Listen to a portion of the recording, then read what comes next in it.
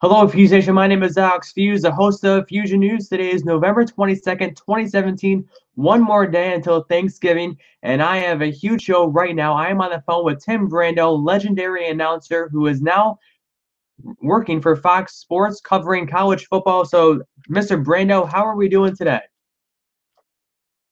Down the highway to Austin, Texas, where the Longhorns will be taking on the Red Raiders in a rivalry tilt, kind of an old Southwest Conference thing that's part of the Big 12 now. It'll be my third year in a row to take my family down for Thanksgiving and enjoy it on Friday. It'll be on Friday night at 8 o'clock Eastern on Big Fox. So looking forward to it. A lot at stake. Maybe even Cliff Kingsbury's job is at stake. And they're trying to get bowl-eligible Texas Tech, and they've had a rough go of late.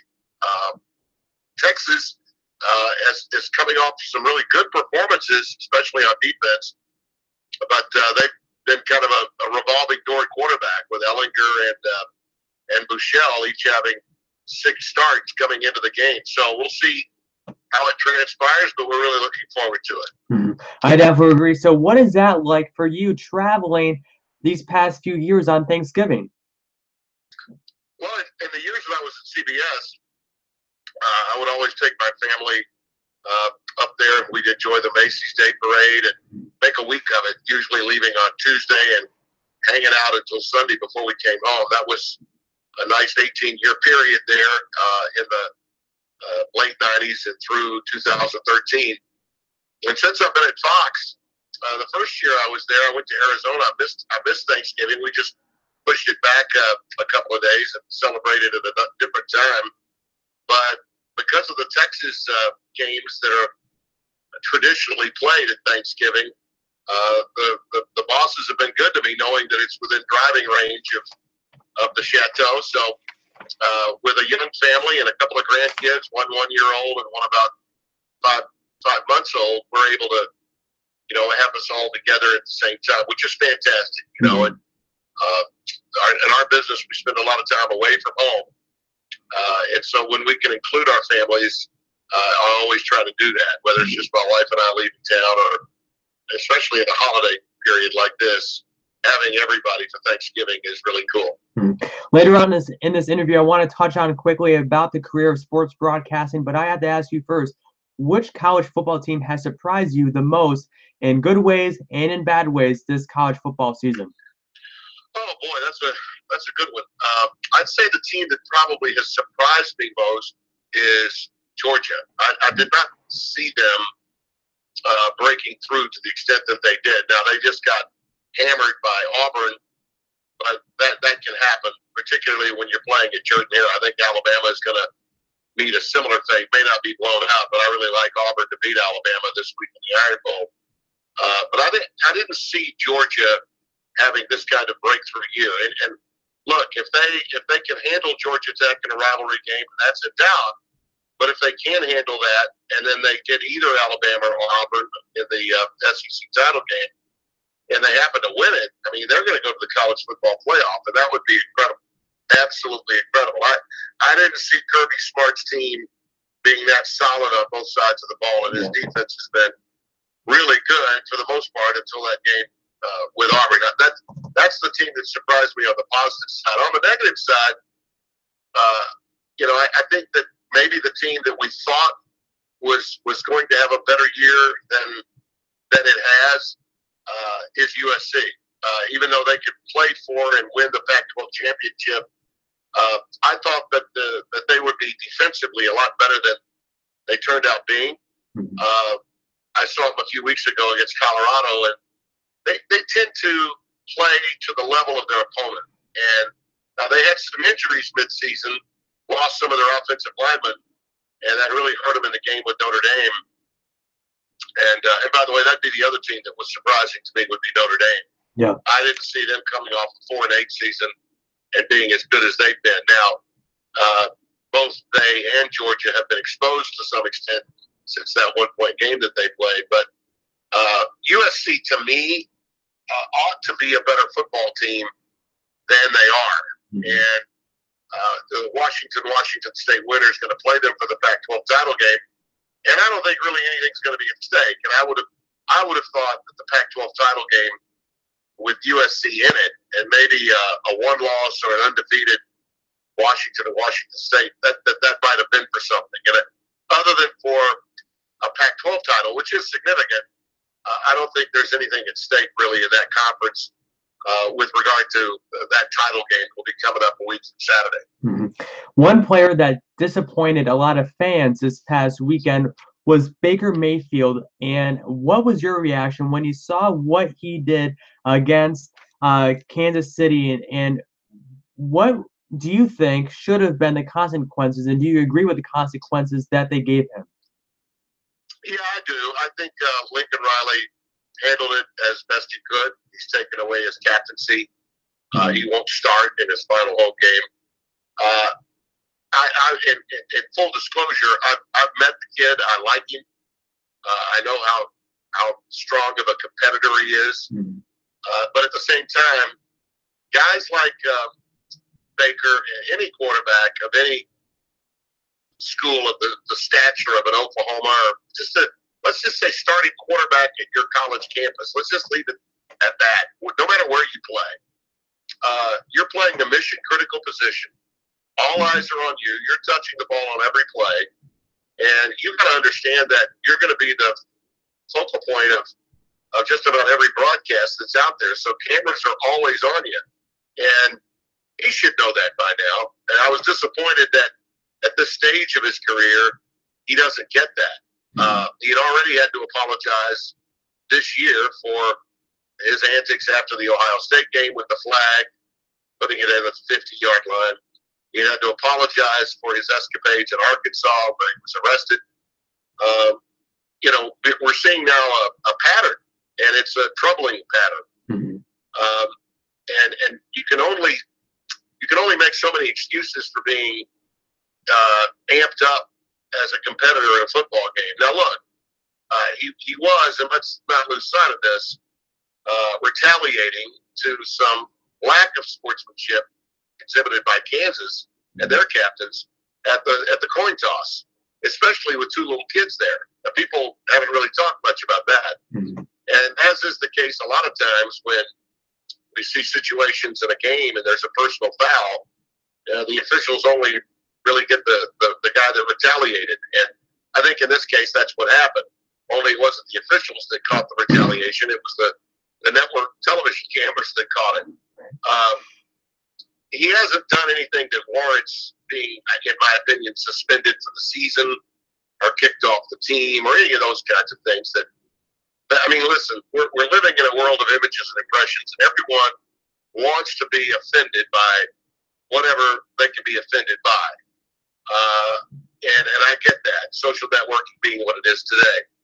But, I hope he learns his lesson this time, because this is probably the last miscue he can afford to make in college before he's up for the NFL draft. And I do think he's an incredible player. I would be shocked if he didn't win the Heisman Trophy. He would really have to lay an egg, I think, this week and maybe in the Big 12 title game for that not to happen. But it is disappointing, and I think the correct steps were taken by a really young coach who thinks a lot of him. Trust me, it was not easy for Lincoln Riley, who's still in his 30s, to take away his captaincy and to make him sit. I don't think. Question will be, how long does he sit? Is it just one play? Is it a series? Is it a quarter? We'll see. But bottom line is, I think the right things were done in the aftermath of it.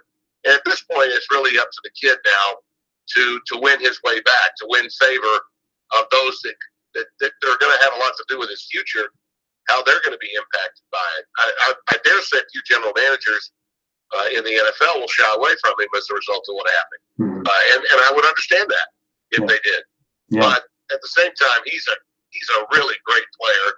And a lot of that energy, enthusiasm, and edge that gets him to a boiling point where he makes that kind of mistake, it's that same energy that, when used positively, enhances his team and makes Oklahoma a contender for the national championship. Yeah, I definitely agree. And before we wrap up this interview, I have to ask you, for someone that's trying to get into this career of sports broadcasting, a few networks have made some decisions over the past few years to cut down their employees in this business. And for anyone else, I'm not worried about, getting into this business. I still want to pursue this career. But I have to ask you, what do you think the state of sports broadcasting is today? Well, it's not the same. I mean, it's not what it was when I got into the industry, and there weren't as many jobs available either when I got in. I mean, ESPN, by example, only had 10 anchors to do Sports Center when I moved up there in 1986. And I was one of just 10 guys that had one of those type of jobs. Play-by-play opportunities for all of the different networks that are out there, whether they're cable or regional games or they're niche networks like the conference networks that we see, the SEC network, the Big Ten network, and the ACC is going to have one in a couple of years. These really are, affording young people a lot more opportunities, even with the cutbacks that are taking place. You just have to be more wary. I think you need to. The message that should be sent to young and talented would-be broadcasters is get as many reps as you can. Try your best to become as versatile a broadcaster as possible, because the ones that are holding on to jobs are guys and ladies that can do multiple things. Okay, I'll cite a couple of examples. If you've got someone like a Reese Davis or a Chris Fowler, colleagues of mine over at ESPN, those are guys that can host, and they're guys that can also call games. That makes you, along with everything else that they can do, I think it makes you a triple threat. It makes you instantly more hireable, because you can do different things at different times of year. A lot of people don't realize it, but Chris is doing a ton of tennis when he's not doing football.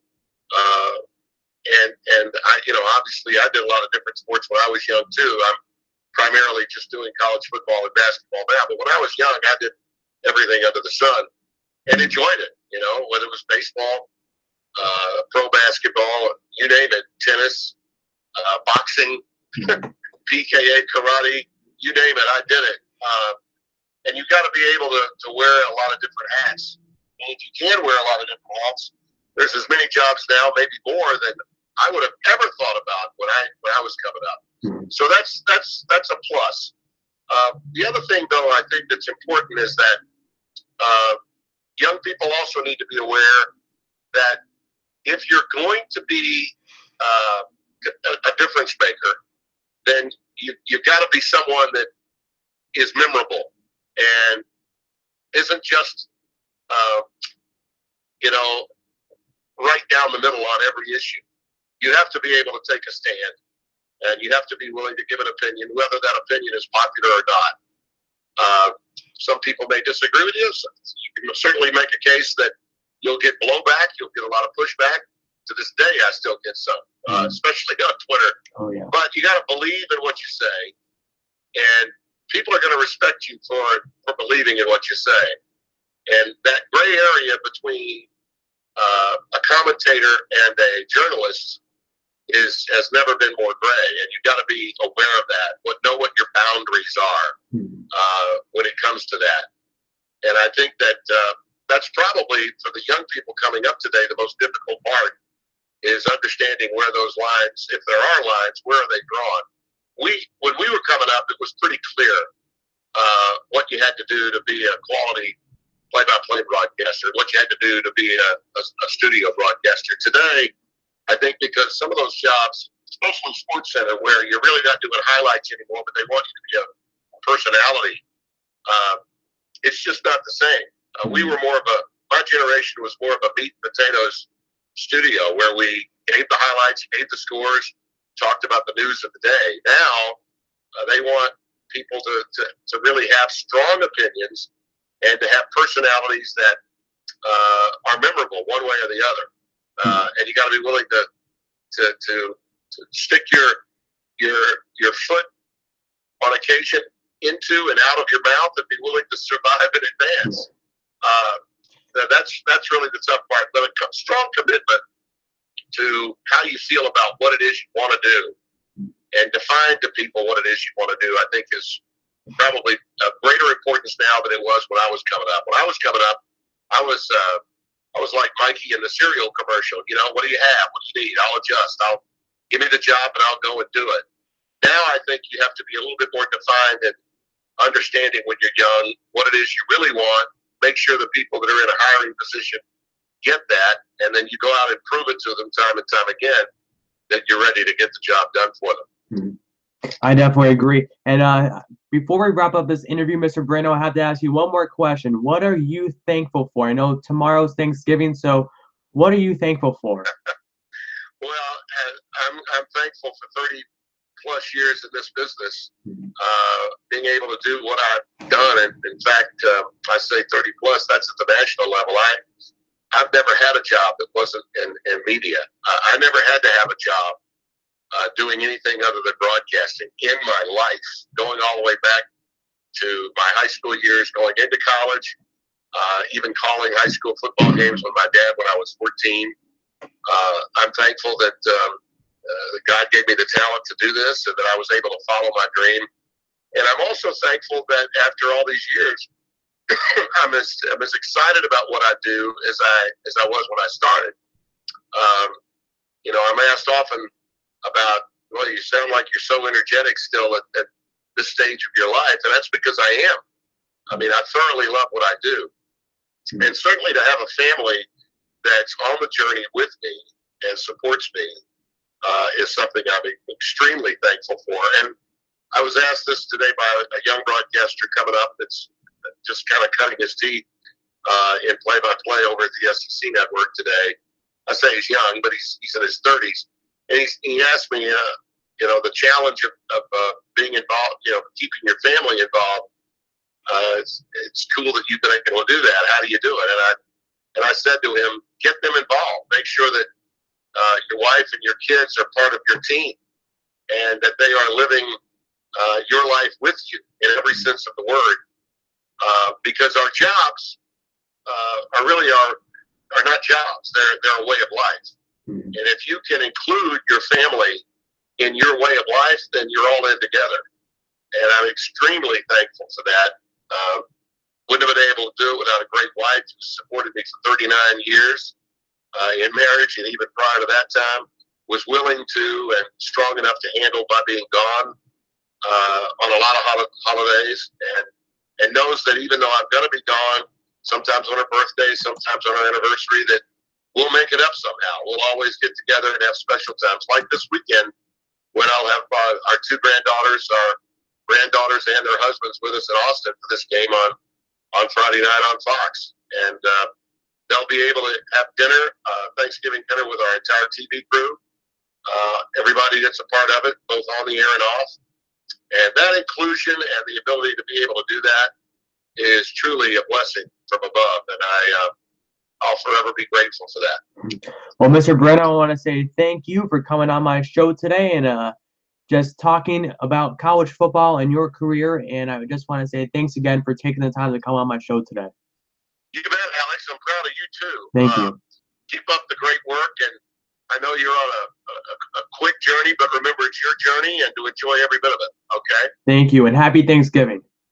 Happy Thanksgiving. Thank you. All right, Feuzion, you just heard it from the great Tim Brando, Fox Sports college football announcer. Be sure to listen to him Friday night. It's going to be a good game. All right, Feuzion, I'll be back here live. We have two more shows today. Phil Perry, who is a NBC Boston Patriot reporter, will be talking, of course, the New England Patriots and what's up with Tom Brady. Find out then. And also, second, Cody Carroll, who is a New York Yankee prospect in the minor leagues. He's a pitcher. Watch out for that as well. Big shows today. Two more shows, and then we are on to tomorrow, Thanksgiving. Thanks for watching. Be kind to one another, and I will be seeing you very soon. Thanks for watching.